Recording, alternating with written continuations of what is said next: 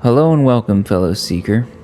Today we embark on a voyage through time to uncover the enigmatic and mystical practices of the Scandinavian people during the Viking Age. We will also explore the wave of Christianization that swept through Scandinavia during this time. Please join us in this scholarly exploration. Throughout our time together, I hope to enthrall you with tales of gods and powerful practitioners of magic. If this content resonates with you, do consider leaving a like and subscribing to Ysera. Thank you. Our journey begins in the Viking Era, spanning roughly from the 8th to 11th century, starting with the Viking raid of Lindisfarne in 793 and ending with the death of King Harald Hardrada in 1066. This was a time when seafaring warriors roamed the northern European seas, leaving an indelible mark on history. Central to the Vikings' mystical world was their belief system embodied in Norse mythology. Deities like Thor, Freyja, and Odin held a paramount place in their pantheon. If requested, I can create a future video going more into detail about the Norse pantheon. It is one of my favorite topics. The key takeaway is there were two types of gods, the Aesir and the Vanir. The Aesir, such as Odin, were more militant and linked to battle. The Vanir were more shamanistic and linked to nature. Again, this is a very crude and oversimplified explanation. I will go into more detail in a future video. Worship and communication with the gods was an imperative component of Norse magical practice. But the use of runes, inscribed symbols, chanting, and altered states of mind also played a pivotal role in communicating with the divine. As we delve into magical practices of the Vikings, it becomes evident that their world was a tapestry of various mystical traditions, each serving a distinct purpose. First we have Seda. This shamanistic magic was practiced predominantly by women, known as Sedakonas or the Volur, which means staff or wand carrier. Men practicing Seda were called Sermen.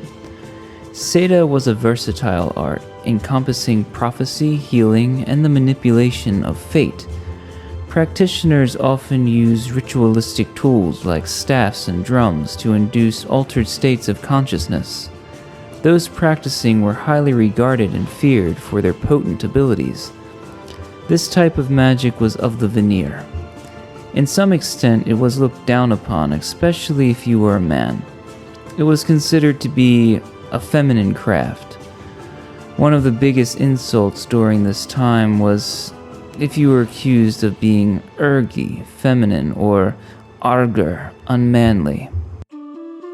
Spa or spay was the Viking art of divination. Seers would employ various methods such as interpreting omens, dreams, and the flights of birds to unveil hidden truths about the future. This practice was critical for decision-making and understanding destiny. Gulda is a potent form of Viking magic and was considered to be more masculine, but it was practiced by both men and women. Gulda revolved around the use of incantations, chanting, and song. Practitioners would vocalize specific verses and runic formulas to invoke desired outcomes. The vibrations of these chants were believed to shape reality and bring about change. Runic magic, perhaps the most iconic of Viking mysticism, centered on the use of runestones and runic inscriptions. The runic alphabet, known as Futhark, was a pivotal aspect of this practice. There were multiple variations of Futhark, with the most common being Elder Futhark, Younger Futhark, and the Anglo-Saxon Futhark. Elder Futhark, used during the earlier Viking Age, consisted of 24 characters, each representing a specific sound or concept. These characters were often carved into stone, wood, or metal objects, and they held both linguistic and mystical significance. The name Futhark is derived from the first 6 runes in this alphabet. These runes were believed to possess unique energies and were used for various purposes.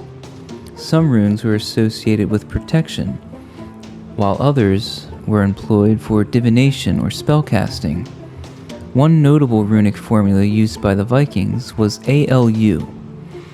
Now this is a bit contentious, and experts are not 100% sure as to the meaning of the ALU runes, but on their own, each of these runes do have a specific meaning. Anzus, representing the divine, Lagus, signifying water, and Urus, symbolizing strength and courage. Put some ideas in the comments as to what you think they were trying to convey.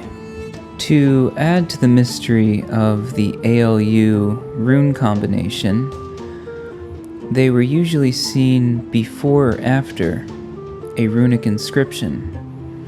There's even one theory suggesting that the ALU runes give power to what was inscribed.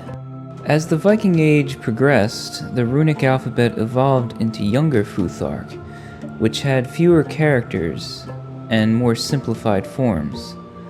This shift made runic inscriptions more practical for everyday use, but somewhat reduced the complexity of their magical applications. Futhark, with its mystic symbolism, was a core component of Viking magic, serving as a bridge between the material and spiritual worlds. It allowed the Vikings to inscribe their intentions, connect with deities, and influence their destinies. I'm going to give a quick recap of these mystical traditions. Seda focused on trance-induced journeys to contact the spirit world.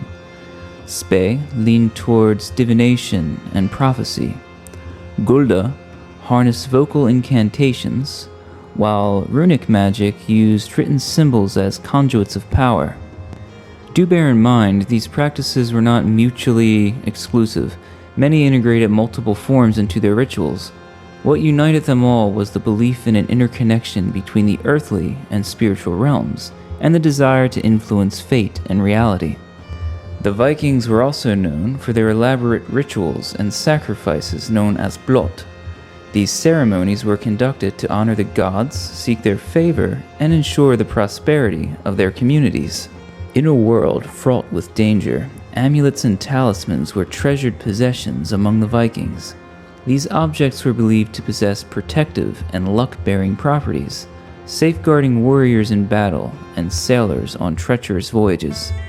Our exploration of Scandinavian magic began in the Viking Era, a time when mystical traditions such as Seda, Spe, Gulda, and runic magic flourished in the northern European landscape.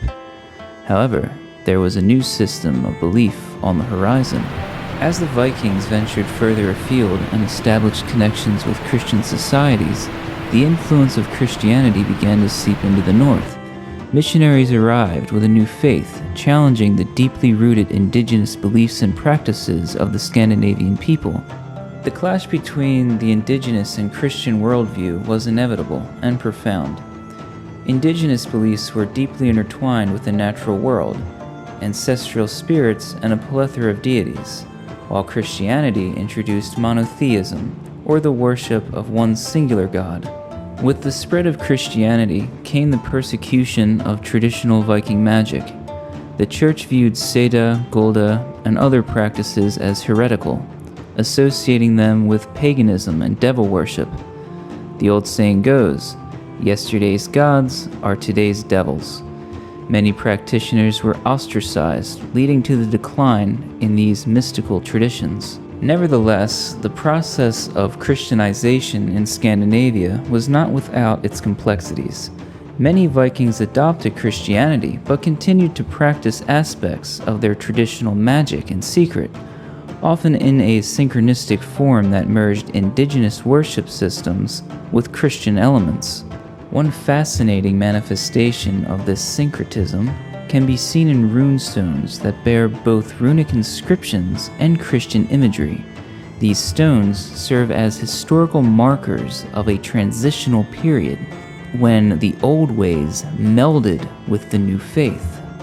The legacy of Viking magic endures in the cultural fabric of Scandinavia, weaving its way through modern practices and belief. The diversity of these mystical traditions are a testament to the depth of Viking spirituality and their quest for understanding the cosmos. Viking magic did not just vanish, no. Instead, it transformed over time, evolving and changing into something new. Some elements of Viking mysticism persist in ritual folk traditions and folklore. Meanwhile, Christian mysticism and veneration of saints also became integrated into the spiritual landscape of Scandinavia. As we conclude our exploration of the mystical practices of the Vikings, we invite you to reflect on the profound connections between spirituality, culture, and history.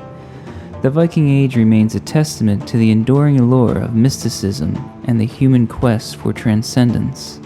We recognize the resilience of the human spirit, the merging of these diverse traditions, giving rise to a unique and complex cultural heritage that continues to intrigue and inspire to this day.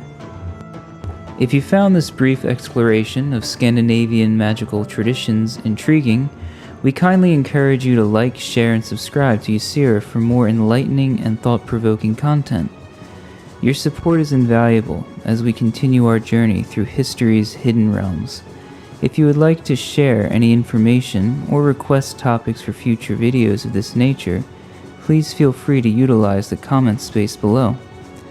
Until our next exploration, may the mystical heritage of the Scandinavian peoples continue to inspire and captivate your imagination. May you continue to find fascination in the evolving tapestry of human belief and practice. Skull, my dear seeker.